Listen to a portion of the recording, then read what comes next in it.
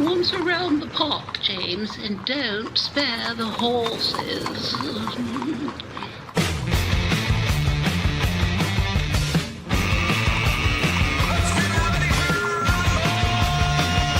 It's showtime.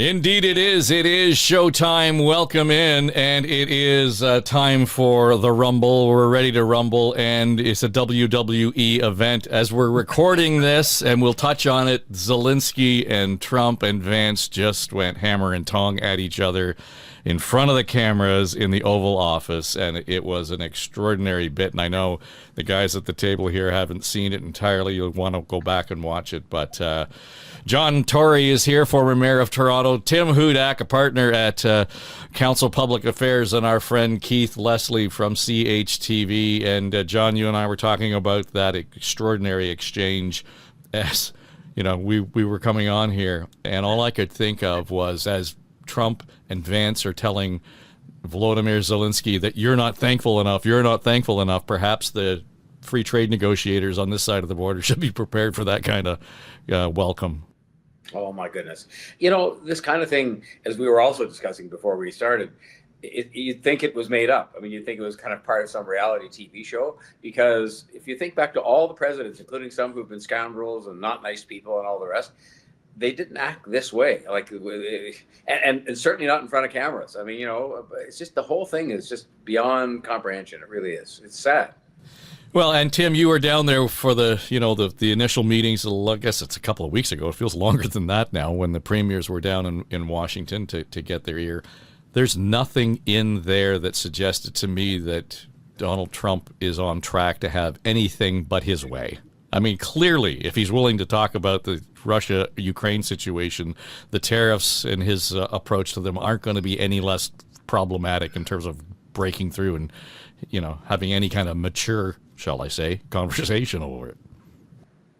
Well, the weird thing is, so much has already happened, right? The ambition has been so strong. There's been so many announcements, but it's been less than 100 days.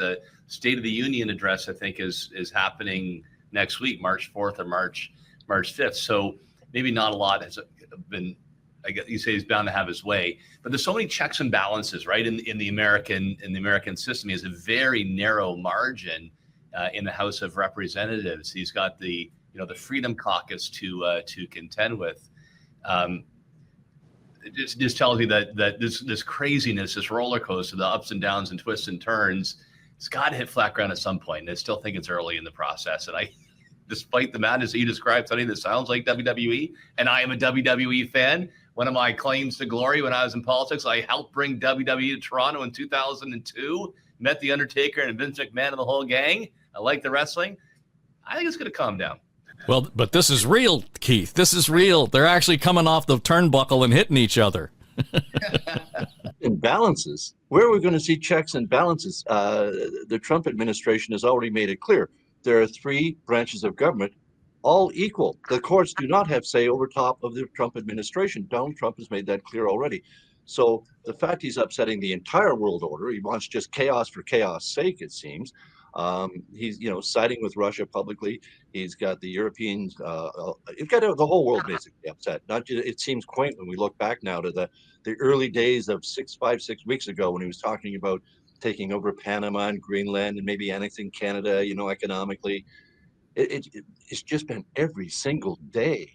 There's just this fire hose of chaos, as I say, and I don't know how any of us are supposed to react to it other than just work through it, live through it. You asked about the Canada trade representatives going into negotiations in the United States. I think it's basically a matter of, go into the room with your eyes wide open and your hands in both pockets, and then just hope you're dealing with someone who's reasonable and who has the ear or the support of what the president wants, or knows what the president wants, because right now, nobody really does other than Donald Trump. But even on that, John, I guess the story was today they were talking about, the changes at the border. and the Canadians were flashing up the statistics and the number of the amount of drugs that were seized and so on in whatever period of time. And, we're hoping that will satisfy the president. Well, no, it's not. It's just not. And there doesn't seem to be a plausible target there. So even if they were talking to some representative in Washington, it has to get through the Trump filter, and there's no way of knowing how it could possibly. But that's why this was contrived from the beginning, because when you looked at the numbers, way back before today, at how much fentanyl actually came from Canada as a percentage overall, or just in terms of its raw quantity, it was next to nothing. So this was a contrived reason to have the tariff discussion. And I think you're right. So, okay, in response to that, we do what is sensible, which is to impose some additional measures and start dramatically increasing seizures of fentanyl and arrests for fentanyl, all the things you'd expect, and appoint a czar and all this sort of thing. And then he says, no, it's still a serious problem. It was never a serious problem. I mean, 1 ounce of fentanyl is serious, but you know what I'm saying? Relative to what's coming from other places, it was never a serious problem to begin with. It was a contrived excuse for the tariffs. And no matter what we do, it doesn't matter. So that's just what you're dealing with here. I heard an American commentator speak at a lunch here in Toronto, very respected commentator. He just said, look, to the extent you think, and this was before the election, there are any rules whatsoever that apply to this man, that he plays by any rules, there are any established customs that he would follow in regard to anything, forget it. There aren't. He just does what he thinks on a given day, and it doesn't matter what that is, he just does it. And that's what we're dealing with here. When he was told this week that only 1% of the fentanyl entering the U.S. comes from Canada, he turned it back around and said, Canadians are only capturing 1% of the fentanyl that's coming into the United States. How do you counter that argument? You really can't. He's just going to use his own facts in his own way. And no, it's not even 1%. It's a minuscule amount coming in from here. But as you said, Mr. Tory, it's just an excuse to bring in the tariff calc. And clearly he wants tariffs on the whole world. So this was just an excuse. But he's sticking to it. I mean, it's never going to be enough. Dave, you asked, what are the final? It's never going to be enough for him. He's always going to want something more, regardless of what we agree to, or hopefully we don't capitulate, but we agree to and negotiate with him. He's still always going to want more. Well, I guess yesterday we talked about James Carville's patient strategy, Tim. This today example of the behavior in the Oval Office is a really good example of what Carville's right. We need this, strategic patience, and as hard as it is, we need it right now. Yeah, I think I'll reflect on, what I heard when I was in Washington, and a big part of that from conservatives, Republicans, was we're not sure what the president is after, right? He's taking this hard line, he's pushing people, he's using sort of the Trump approach of great hyperbole to see what shakes out. But it's not obvious actually what he wants at the end of the day. And as John Tory's discussed, the fentanyl thing is a phony issue. Behind that, what does he actually want? And if that's not clear, even known to the president, how the heck do you negotiate? All of that having been said, I do believe what Premier Ford has done when the Liberals finish their race, if there's time before an election campaign, what they will try to do at a federal government, and working with state governors, I still think, Dave, that pays off. I think piece by piece, you build allies, you have Americans and talking to Americans. So despite the chaos at the top, I think underneath that surface, progress is being made. Well, you said to me, Tim, that when you came back to all of us, I think on this, maybe it was on this program, that, when you talk to people down in Washington, they're not only mystified, but a lot of them don't even agree. And somebody close to the circle of people that were down there with the premier have said that, a lot of them actually go beyond not understanding him, but completely disagree with him and think it's an unjustified and unnecessary and unwise strategy. So that's got to give at some point in time. Well, yes, at some point in time, but I guess the issue is we're running up against real dates on the calendar, Keith. I mean, the 4th of March and April the 2nd, and yeah, right. So, what the hell is all of this going to look like, and how do you possibly not even counter it? I don't know. The level of chaos. Go ahead. Yeah, wait and see what he actually does. I think every time we're going to have to wait and see what Trump actually does. Does he do what he said he was going to do on that date? Ironically, the Ontario legislature was supposed to resume on Monday. It's not going to be coming back on Monday, and the re-elected Ford government is not given a date for it to come back. But they do need to come back soon. I think they ran the whole election on countering the Trump tariffs. So let's see your plan. I mean, let's I assume they're working on it right now, and we need to see, a throne speech and a budget, probably both within March. We've only got 4 weeks for this to actually happen. If Trump's tariffs come in on Tuesday at 25%, it's not going to take long for that to really, smack the auto industry down. It's going to take longer for other consumer products, but the auto industry in particular, they're telling us it's a matter of days before they're going to shut down on both sides of the border. I don't know how long that can last, but this is the kind of thing that we have to be prepared for. And we need to see our newly elected government ready in the legislature, working with the opposition parties on, a Team Ontario approach to deal with this. And, he's got a $40 billion plan to help Ontario copes with these tariffs. Is it going to be, COVID type payments to workers, support for businesses beyond tax breaks? I mean, there's all sorts of plans. We need to see what the government's going to do here. So I think the Trump chaos, while it worked for the Ford government during the election campaign and handily got them reelected, they're going to have to deal with the reality of it now, and perhaps as soon as Tuesday. Well, Tim, doesn't it make it all the more difficult to decide the details of how that money is allocated when we're living with this increased level of chaos? We're not quite sure what the damage is going to be. We know there's damage coming. We just don't know how bad it's going to be or where. For sure. And if tariffs are stacked, if they're across the board.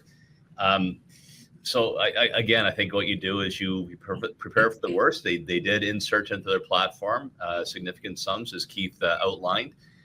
Goals around eliminating Ontario's barriers that keep other provincial trade from coming to Ontario and vice versa, and using that to open up markets within Canada. So there is a plan there. And, a good part of Premier Ford's team were focused on delivering another majority mandate. And congratulations that they ran a strategically brilliant campaign. It was well coordinated through all of the ridings and had a strong result. Part of the team is back there working with the civil service to prepare. I suspect you'll see 3 points. Number one, I don't think you back down to the bully, because he will just demand more. I expect we will see tariffs. I think we will retaliate. And then when there's some pain, tough as that is to go through on both sides of the border, then I think it starts penetrating the American consciousness more and developing some momentum to take a step back and look for probably the kind of compromise that Premier Ford put on the table with his, fortress Can-Am approach of growing both economies and lowering costs across the border. And Dave, Tim makes a really good point. I mean, I watched with interest when things started slowly to come apart, and they haven't really come apart completely yet on the DOGE stuff, where you had Republicans going to town hall meetings and getting beaten up because some of their relatives at the town hall, the people at the town hall, were losing their jobs. And if you think about this tariff thing, we're consumed by it here because we're Canada and we're the kind of smaller, country, I guess, in the whole thing, and Trump's initiating it. I suspect most American people are blissfully unaware that this whole thing's going on. And until, as Tim says, some pain is felt on their side of the border where an auto plant does shut down in Michigan or somewhere, I think, you won't see any bending on their part, because nobody's doing any pressuring. Like nobody's, or some people are, some of these governors and so on, but it's not happened with the general public yet because they're not even aware of it.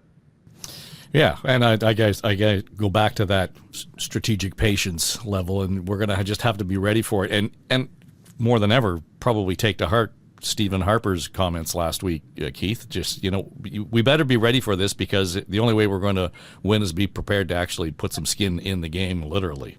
Well, it's going to be painful. We're going to have to fight back painfully and as tough as we can. But I think it's what we've seen from Trump and the whole 51st state talk, is that it has united Canadians in a way to, I know it's small at this point, but the shopping Canadian every way you can. I mean, when I was in Sobeys yesterday, the announcements just kept coming over. We'll mark all our Canadian products for us. Let's support our Canadian producers. Let's get it. This is something Canadians are absolutely getting behind, whether it's a small thing or not. It unites us in ways that when the pain does come, we hope governments are reacting in ways to get support to people who do need it. But it's going to be expensive. It's going to be very expensive for governments. I mean, the Ontario government's already running a deficit, and they said they won't be able to balance it if these tariffs come in. They've added $116 billion to the debt, the Tories, in the last 7 years. Well, if we get these tariffs in, we're going to have to spend $40 billion keeping. That's going to add a hell of a lot more to the debt and the deficit. So it's going to be tough fiscally, no matter how we do it. But the government, it's got a plan, but it's all reactionary at this point, and we can't really know until we see exactly what it is, and then when we see the impacts of it. As we say, it appears the auto industry will be their first hit and the hardest hit right off the bat. But we also know that the auto industry basically is good for Every auto industry job is good for 6 or 7 other jobs supporting the industry. So that'll quickly lead to even more job losses than we're seeing with, the Doge campaign to just cut government workers across the board. You add those two together, and I think Americans will just, keep revolting back against all these massive cuts and against the Trump tariffs when they see that the tariffs are actually costing American jobs as well.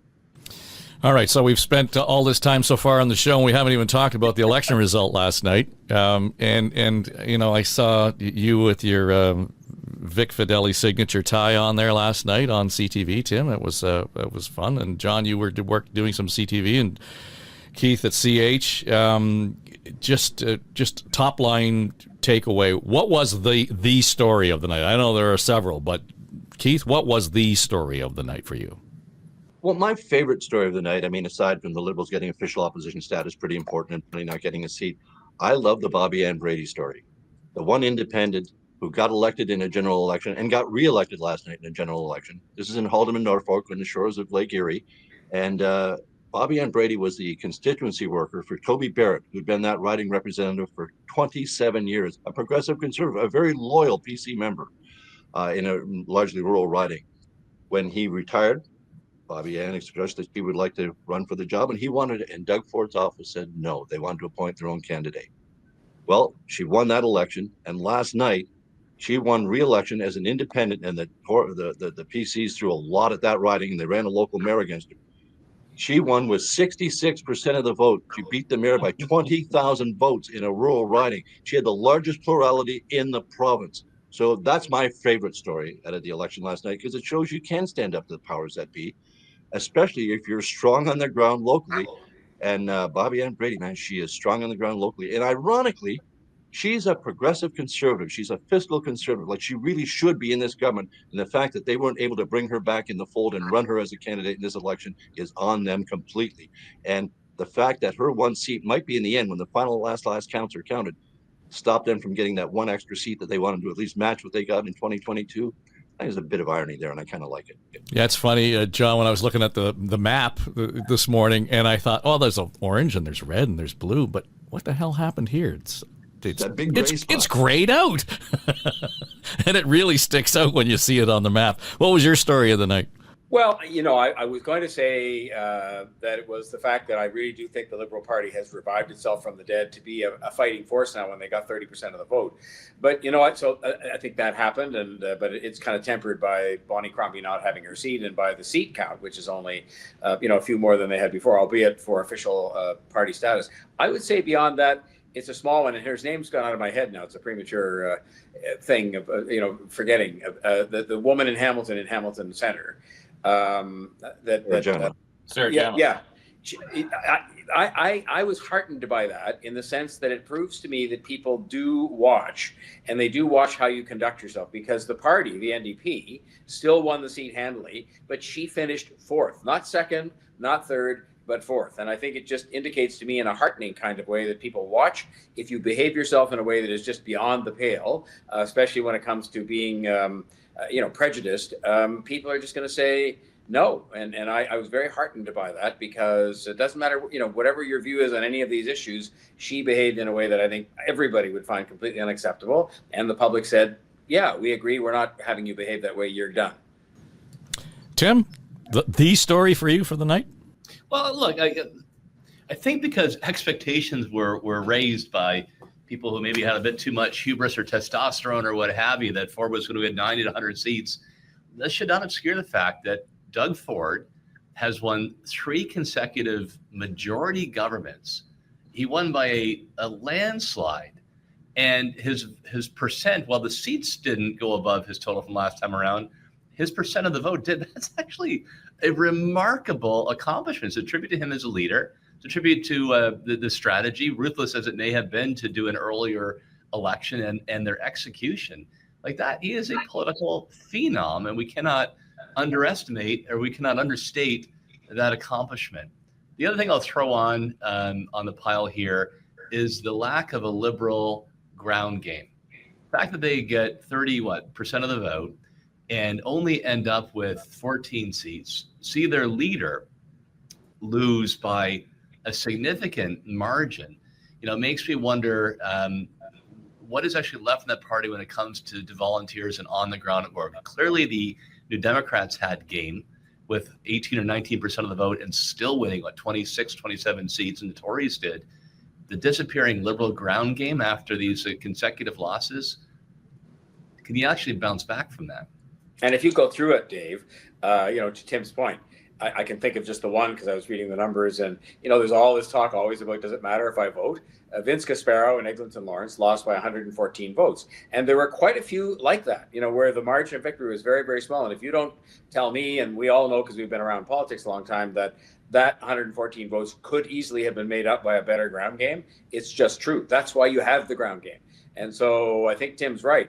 That 38% could have been converted to 31 or 2 or something, and that might have literally flipped another 6 or 7 seats that would have made the difference because some of them are as between the NDP and the Liberals.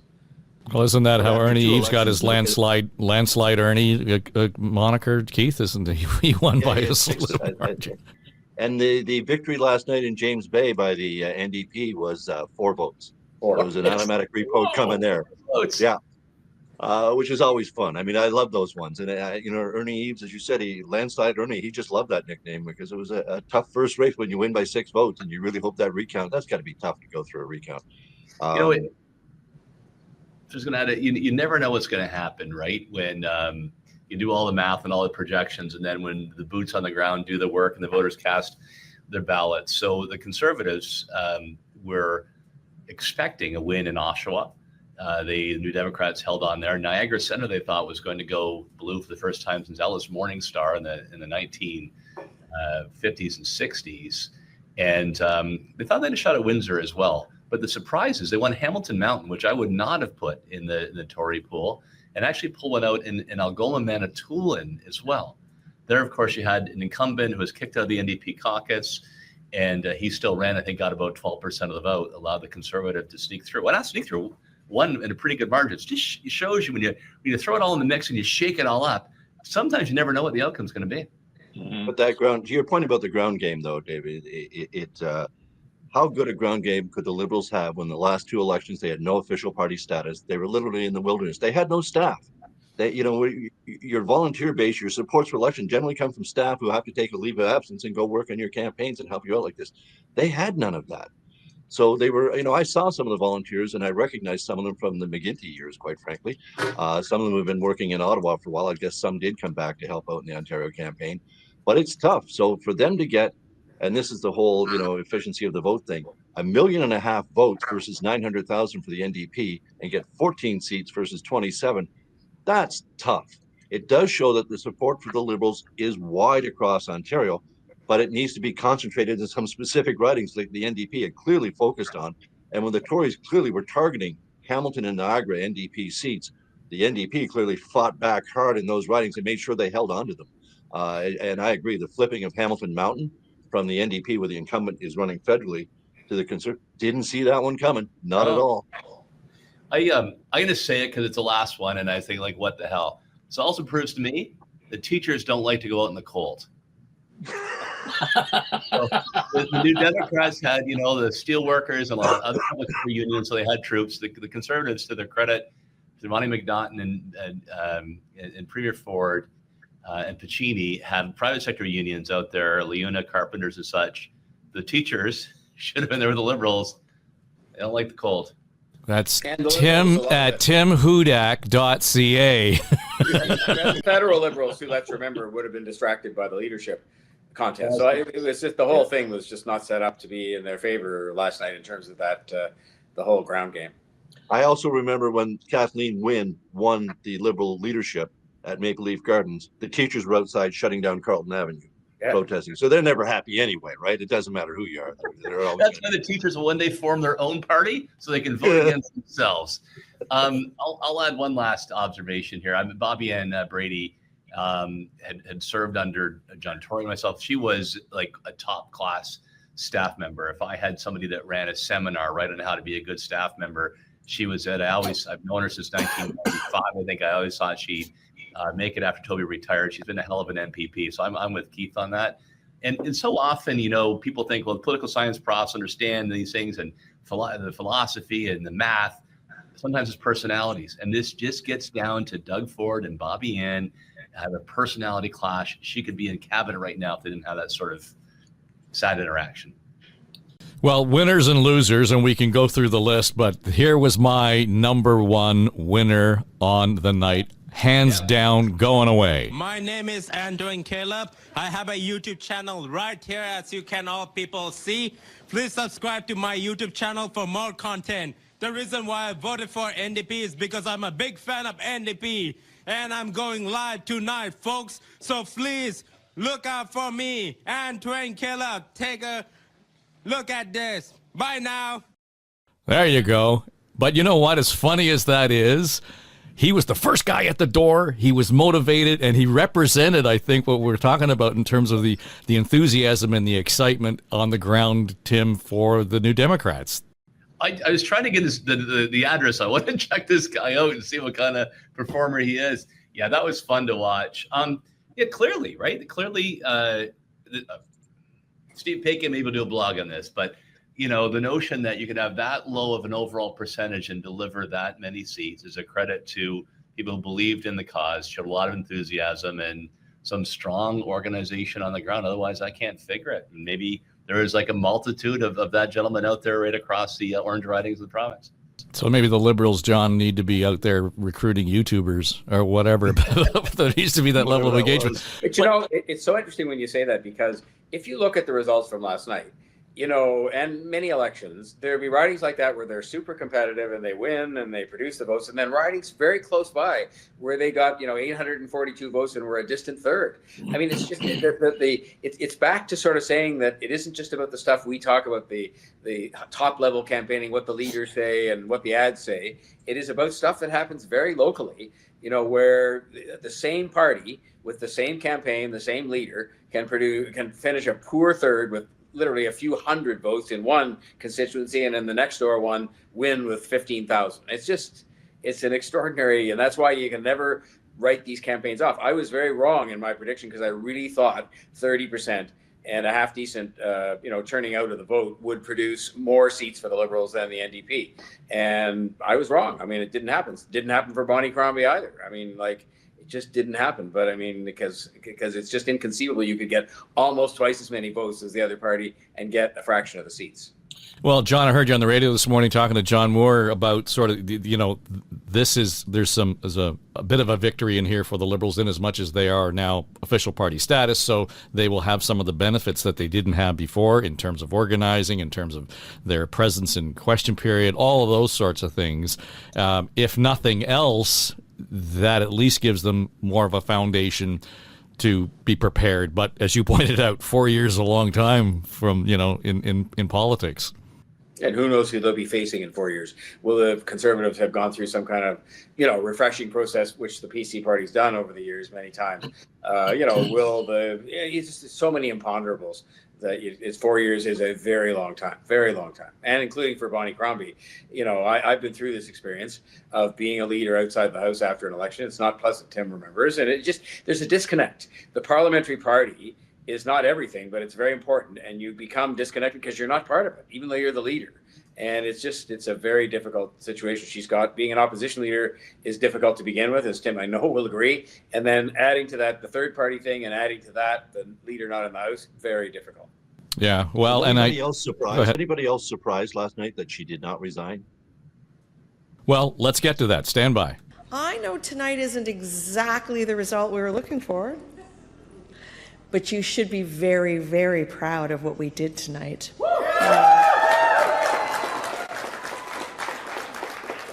People counted us out. They said the Ontario Liberal Party was dead. Tonight, you prove them wrong. The Ontario Liberal Party is back to official party status, and that's a big milestone. But it gets better. We increased our share of the votes substantially to 30%. Look, voters have given Doug Ford another mandate tonight. Smaller, but nonetheless. But many, many of you are asking for a strong voice to hold him accountable as Premier. And you can count on me, okay? Doug, you promised a lot of things during this campaign, and one of them was to get people more family doctors. And I'm going to hold you to it. The Ontario Liberal Party is going to hold you to it, right? Ontario, I'm here. I am with you. And I commit to you today that I will stay on.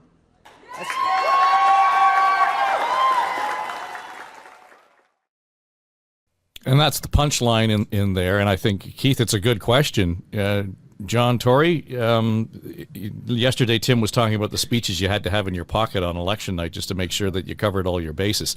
What we didn't have in his pocket was the lipstick on a pig speech, and that's what that was last night. I mean, trying to make the best of a bad situation. It was really difficult, and I understand being in the room with the supporters and everything else, but boy, should she have just said thanks and hand it over to the party and walk away, or what?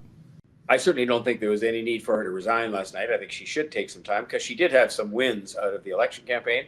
I think the problem with that speech last night, regardless of who you're in front of, I mean, even if it was an empty studio, it was without grace. It was without any of that kind of just sort of saying, okay, let's not relitigate the entire campaign in the 5 minutes I have to kind of, sum it up and concede, because that's what you're supposed to be doing. But she didn't really concede. No, Did she? I've done it, and Tim's done it. It's a very hard thing to do because you fought like hell with all your people, and you feel like you let them down and all that. But she should have had an ounce of grace last night. She didn't do herself any favors with that last night. But having said all that, she deserves some time to think about all this, to talk to the caucus, because they'll have a lot to say, and go from there. But I mean, the difficulty she's got now, if she wants to get into the legislature, which she has to sooner or later, is some of them just got elected last night, so they're not about to turn around and say, okay, I'll give that up. Others stuck through the period of non-official party status. Some of them are going to be reluctant. And the seat that materialized, if somebody did agree, may be in some far-flung part of the province that she has no connection with. So it's a difficult situation, but that's why they need some time to sort it out. Well, I heard them talking about the first caucus meeting, Tim, and she wouldn't be in there because she didn't win. So they can't be part of that first caucus meeting. Then they're inviting those other candidates in after whatever they have in terms of their first caucus meeting. But as all that was playing out last night, and I said to you earlier today, I wonder if John Fraser has just gone to ground just trying to be small and don't pick me, don't pick me. I was actually chatting with John. I got a tremendous amount of respect for him, and he did not want to be in this scenario. Well, once again, he was hoping and praying, and I think probably surprised with the result last night. So two things on this: a leader can still be in caucus even if they're not elected. They can't lead the caucus in the legislature, but they can certainly be in the room with caucus and lead that discussion. My gut on this is that Bonnie Crombie is a fighter. She's a scrapper. She gave up being mayor of the sixth largest city in our entire country. So it's pretty hard pill to swallow to say, I'm going to give up. So I think she's going to fight on. And I thought she improved during the campaign. I wasn't fond of her debate performance. But then after that, right, I thought she was landing some good blows and she had a consistent health message. So I bet she feels personally she's on a bit of an upswing as well. My gut is I'm not a liberal, but I don't think it's survivable. When you lose your seat by that margin, we don't deliver a single seat in the region of Peel, and you barely get all party status. I just don't think that's survivable, but I bet she fights it out, and I think it's going to be a bit of a behind-the-scenes squabble for some time in the Ontario Liberal Party. Yeah, Keith, the question has come up, and I think even John Wright sort of posed this scenario shortly after she landed the leadership of the party, and that was that she was the mayor of the sixth largest municipality in the country and so on, and so had that presence, had that support, had the team around her, and then ends up with the Liberal Party where she didn't have that level of status, if you will. But on her side, she's not used to losing, and that may be the big motivator here for her. Absolutely, and it's tough because not only has she lost, she now has to, as John said, find one of the 14 Liberals who did get elected or any, start with asking all of them. I mean, does anybody really not want the job they just ran so hard to get? No, I mean, that's a really, really tough question. To just, you're looking to step aside. No one's looking to step aside after last night. They just won their seat. The question I have is, does she get a choice in this? Because there will be an automatic leadership review by the Liberal Party. And there seems to be some grumblings already that she didn't deliver as much as she should, that she, as the mayor of Mississauga for a decade, she should have absolutely have been able to win a seat there, or at least pick another riding in Mississauga where she could have guaranteed herself a win. So I think there's a lot of criticism. It's going to be a fight. To Tim's point, she's probably going to fight it out, and she has every right to do that. But I don't know if that's going to be in her interest in the long run. I mean, especially if the knives come out and they start getting quite vicious in their attacks. And, it depends. Leadership races can get very nasty, very right off the bat. And if you're in the defensive position of, having helped, get 1.5 million votes during the election, but not getting your own seat, getting the official party status, it's going to be a lot of conflict. It's going to be a tough fight for her. And remember, before she took the leadership in December 2023, so just over a year and a bit ago, Liberals were looking to the Green Party leader, Mike Schreiner, to lead them. They were writing him a letter of consider. So they've come that far, that fast. I don't think anyone's looking to Mike Schreiner to come over to lead the Liberals at this point, but I think there will be challenges to Bonnie Crombie's leadership from within. John, part of this that occurred to me as it was sort of unfolding over the last couple of weeks, it landed for me on how late it took them, or how long it took them to announce what riding she was going to run in. And what does that tell you? I realize that the leader can probably say, I want to run here or whatever, but we talked yesterday about how closely the war room was watching numbers, how where the support is, where the support isn't. How much of that played into, do you think, the choice of the riding that she ended up running in? I think with the benefit of hindsight, and the result that we got last night, I think a lot of it is that they were doing research themselves to try and help pick a riding that she could win. And they were finding, to my surprise too, because I thought she was a pretty successful mayor of Mississauga, all things considered. She certainly was electorally successful. I think they found, to their own shock, that the bedrock of PC support was strong, that all the candidates were, reasonably strong, and that there was no slam dunk. I thought she would sort of win, maybe not by much, but just on the basis that, she was our mayor and she is a party leader, and they accord a certain degree of respect to that. And it just didn't work. So I think probably they were doing research and they didn't pick one because they couldn't really find one that looked like it was a terrific prospect, and they just kept, delaying on it to see if things got better. Yeah, and that's what I kind of played through last night, and I'm thinking, well, why wouldn't you have found a riding, it's St. Paul's in downtown Toronto where Stephanie Smythe was, or there was more likelihood, Tim, of her actually being successful, recognizable as a voice. The mistake might have been trying to be too close to home, if you will. You can see how you think you'd win, though, right? Like, you had resounding victory as mayor. You will always think the other party's not as popular as they are. You probably would not either have imagined the circumstance where the president of the United States would become the greatest ally to your opponent and dominate the media. If it was a different horizon, Dave, where this election had taken place as planned in 2026 and Doug Ford had been in office for 8 years, she probably would have won that seat. But, the Ford machine, I'm trying to think, could anybody have stopped the Ford machine, considered the strategy, the execution of the premier, and the circumstances of this election campaign? So, if you thought when she declared her seat, the election was going to be down the road, it actually makes sense. She just didn't know what was going to happen in February. Well, again, to John's point, they had to have been looking at those numbers and where the support was all the way through, and they didn't actually put her in a seat until, January something or other. I suspect, though, the trains were in motion, that it had to be a Mississauga seat, a Peel seat. I think things had been advanced enough. I could be totally wrong, but I bet those trains were already in motion. They'd have run her in St. Paul's. The media would have hounded her. What? You can't run in Mississauga. You were mayor. Well, exactly. No, either way, it was double-edged. I get it. Maybe John Fraser wants to give up his seat just in case. Who knows? Yeah, but just on that point, Dave, before we move on, I mean, if John Fraser gave up his seat, and look, I'm the living proof of this. I mean, Laurie Scott, thank God, after a long period, when I say thank God for me, she said she'd give up her seat, and it's not that far away, and I was the leader of the party, and so forth and so on, and I lost. the by-election, and there's no guarantee if Bonnie Crombie had John Fraser, as an example, give up an Ottawa seat, and she went down there, that people are going to say, "Oh my goodness gracious, it's Bonnie Crombie. Let's elect her." And she's a party leader. Aren't we impressed? There's no guarantee of that at all. I mean, and so in that sense, I don't think there is an easy solution for Bonnie Crombie, even if somebody did agree to give up their seat, which we've also discussed is sort of unlikely in the circumstances.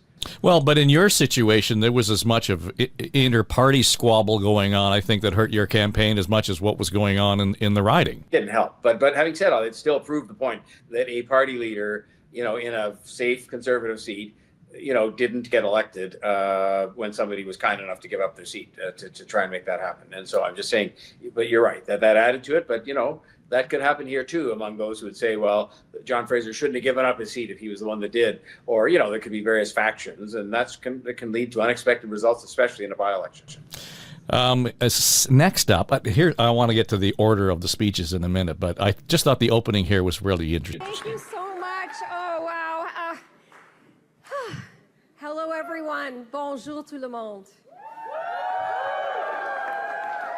My name is Marit Stiles. Look, we set out in this election to form a government on your side. Now, the results aren't everything that we hoped for, but the people of Ontario made their choice.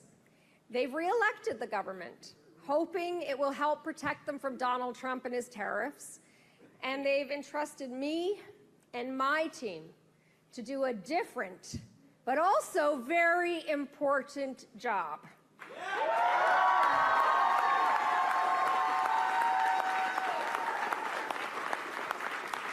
Folks, we've been tasked again to serve the people of Ontario as their official opposition.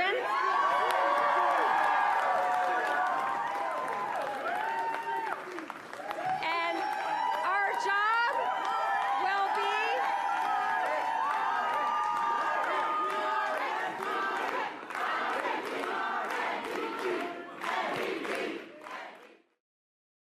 And at one point, Keith, she turned to and said, the pollsters got it wrong. And I think John Wright explained it this morning. It was probably the seat modeling, but we take your point that they didn't slide as much as possible. Boy, what I found interesting is that from the outset, we said that the important part of this campaign for Marit Stiles was to introduce herself to the electorate. And she started by saying, "I'm Marit Stiles" in her speech. That was a very charming speech. She's very personable, and I thought she did a strong campaign as well. She was exactly what Bonnie Crombie wasn't in that speech. She was just so, "Hi, bonjour tout le monde, I'm Marit Stiles." It was just the perfect approach to this because, again, she was introducing herself to the people of Ontario. And she's going to be, even though she was the official opposition leader, people really don't often know who that is or what that is. So it's important for her to have done that the way she did and to present it as the major victory it was for the NDP. Sure, they're down 4 seats, I think. So what?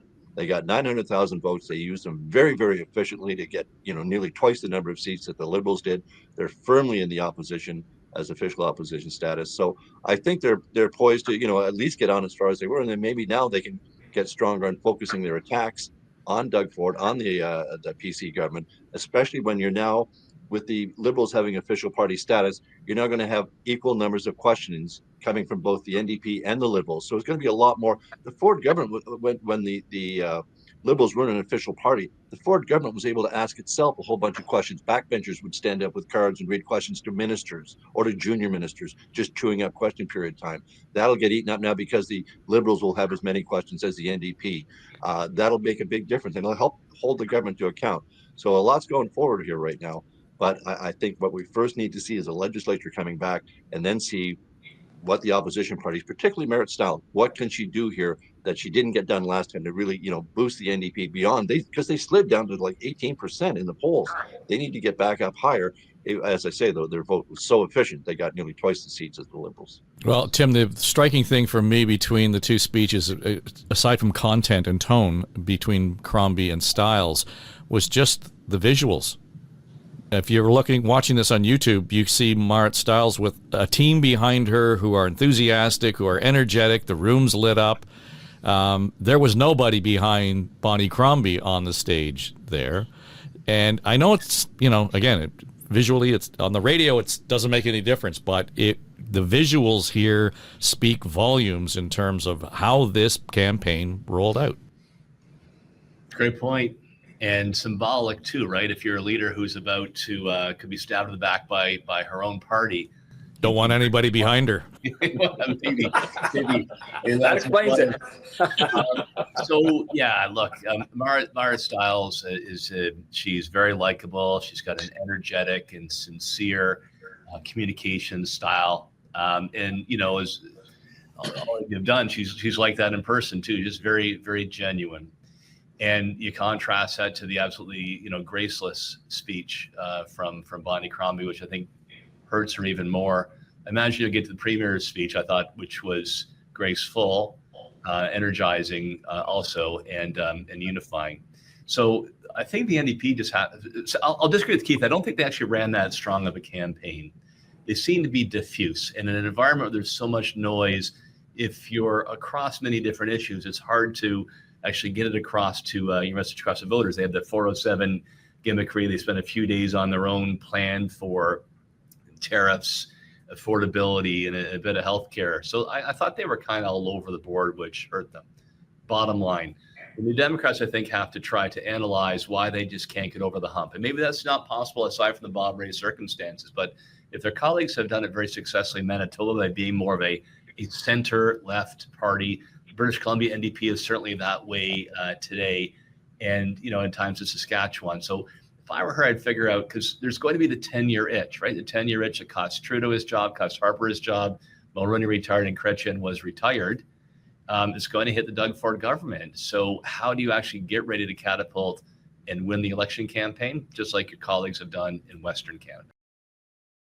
John, one of the things that I noted in her speech, she made a huge point in closing to really focus on labor, how labor came out and helped her. Now, clearly it was public service union, but, at some point she's got to get that ground back, no, if she's going to make any gain. Yeah, and Doug Ford poses a real threat there. It's not a partisan thing, and it's not private public sector. It's drawn on those lines initially, but I think what it is that a lot of people who will call unionized working people relate to Doug Ford and his authenticity and the things he talks about. I mean, if you think of the stuff he's done, taking away the drivers, the way they call it, the car stickers, and reducing gas prices, and there's a long list. And at the end of the day, that relates to a lot of people, many of whom are unionized, working people. And so I think that Marit Stiles is right to reach out and give credit to some of the unions that helped her, but also to be very mindful over time of the fact that Doug Ford is nibbling away at her lunch, election after election. Tim rightfully mentioned Monty McNaughton and some of the people that have helped Premier Ford do that, but they've been a government that has not been against the interests, and on many things. Not all things, but on many things of unionized workers. There'd be a lot of union people who disagree with that, but it's their members who vote. So I just thought it was, interesting as well, the order of the speeches. Did that throw you off? Because the Premier came in second in terms of the order of the speeches, Keith, as opposed to sort of waiting to the end to let everybody have their say. Well, if you remember last time, he didn't wait for anybody. Right. He went out first, so he didn't wait for. He didn't wait for Kathleen Wynne to step down or to concede. He went out first. I think it all stems back to when he won the leadership, and they had to get out of the ballroom, and he couldn't have the balloon drop. He wants to make sure he guarantees he's going to know when he wins. I don't know where to go with that. So. Yeah, well, I just don't know that it matters as much, except for guys in this room. That's all I'm just saying. Yeah. 10:30 at night, and he didn't want to miss that time frame when people went to bed. And because Dalton McGuinty did the same thing when I was in 2007. I think premiers decide, and they're the winners, so they should be gracious, and he was. Premier Ford was. And he just decided he was going to get his speech in before the 11 o'clock witching hour came along. So there were two parts to that speech. One part, of course, he talked about the Trump threat, but he did spend time talking about how important it was for him, and he used the word he's humbled by all of these things. But this was the mandate now that Ontarians have given him. We asked the people for a mandate to cut red tape and the excuses, streamline approvals, and build things faster. The people said yes. We asked the people for a mandate to get the federal government out of our way. so we can get shovels in the ground on the projects that will build the true north strong and free. The people said yes. We asked the people for a mandate to build pipelines, to build rail lines and transmission lines, to diversify our trade, find new markets, new customers, and rely less on the old ones. The people said yes. We asked the people for a mandate to clean up our streets, crack down on crime, end encampments, and protect schools and daycares from drug injection sites. The people said yes.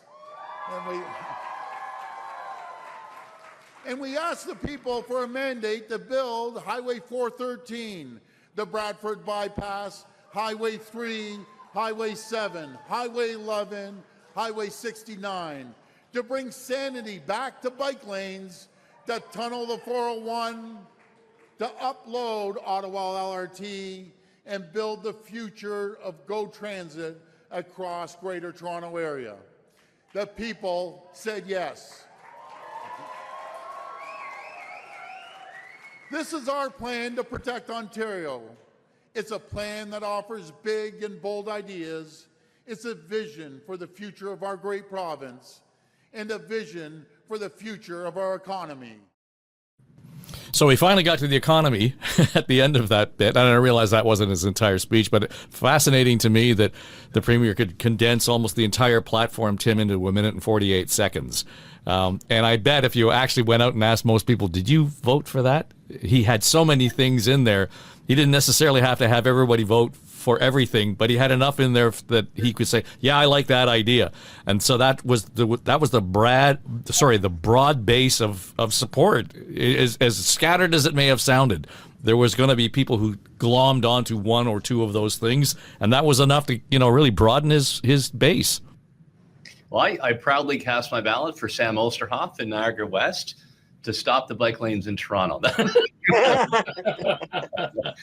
On my list, they drive me crazy. I think two things from this.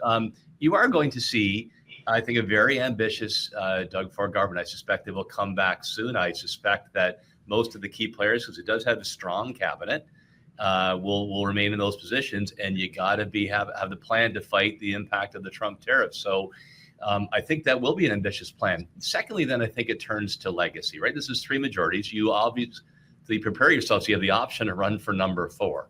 But when I think of what Doug Ford, my gut would tell me, really wants to get done, number 1 is the transportation investments. The transit in the city of Toronto, the highways that he listed there. He is serious about the tunnel, whether that's done within this time frame or not, but breaking gridlock, massive investments in transportation. The second one I'm going to put on there, because it's kind of an offspring of Ford and Lecce, nuclear power. The notion that we could actually be an energy superpower exporter from the province of Ontario, uniquely positioned with clean and affordable energy. I think that it will be another lasting legacy for Doug Ford. It'll be a focus of this next 4 years. Well, and we've said before, John Tory, the idea that all of a sudden, yes, the tariffs are going to be the immediate issue, but this litany of promises now come under higher scrutiny. 1, 2, it's also the record of the previous 7 years. He's going to have to hope that the things he rattled off there in that minute and 48 seconds are going to be the focus more so than anything in the rearview mirror, let alone the possibility of any outcome from an investigation by RCMP.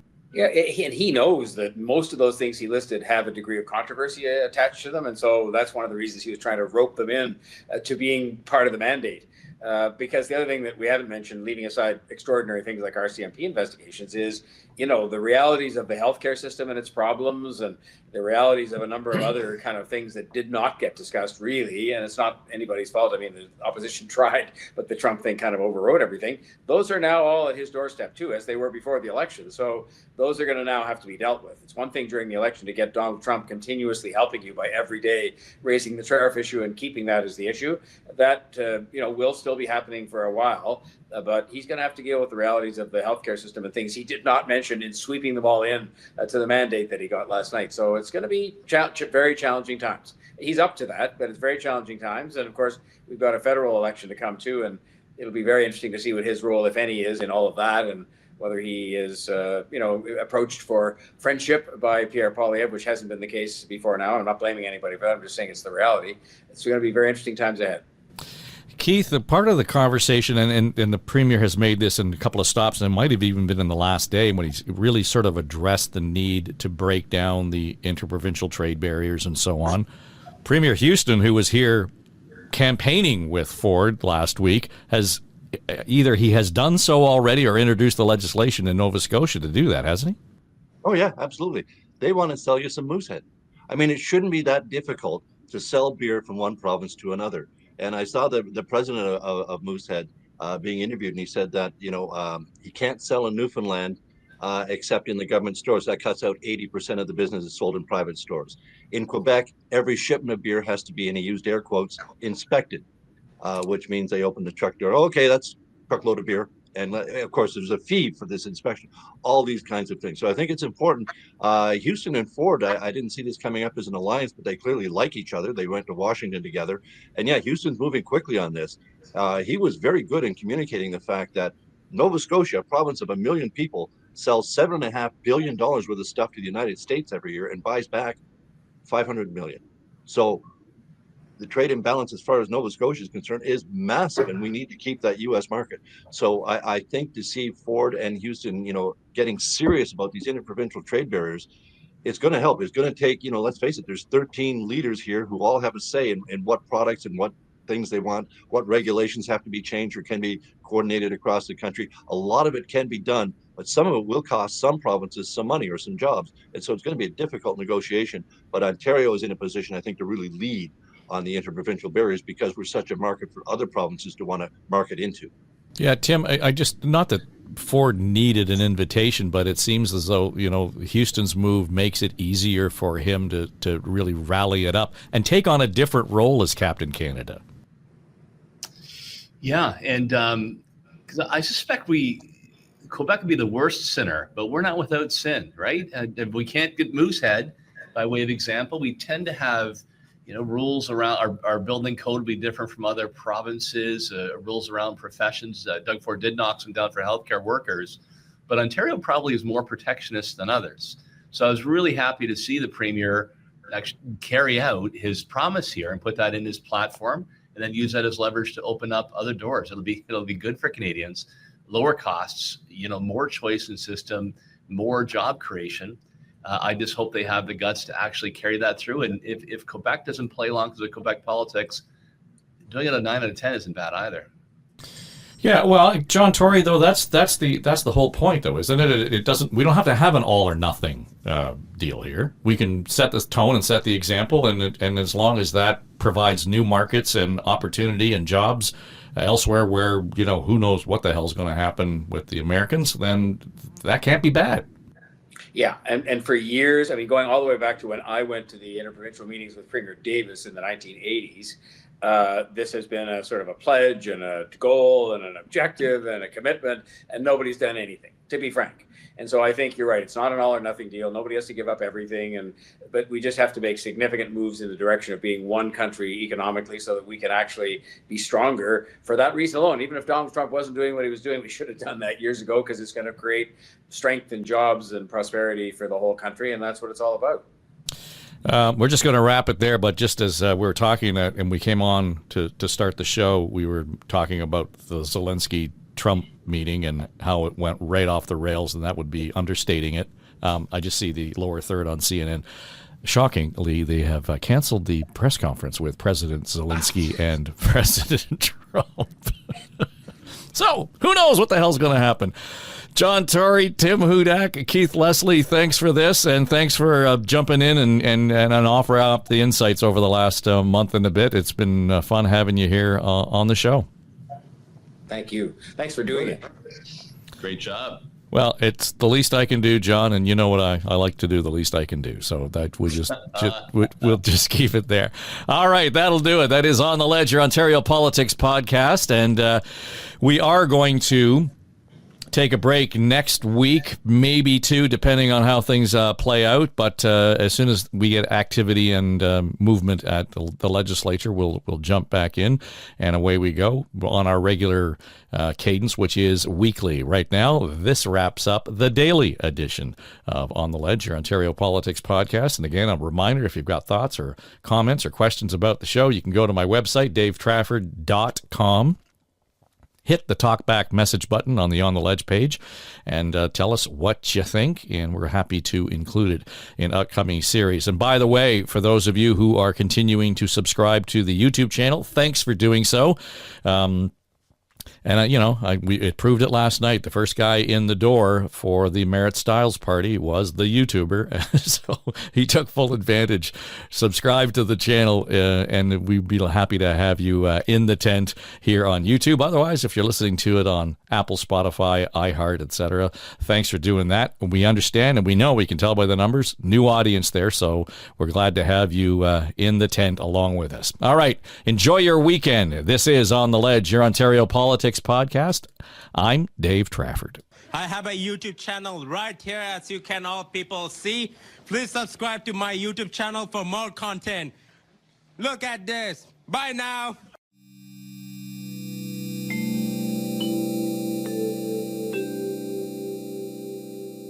This is SSN. Story Studio Network.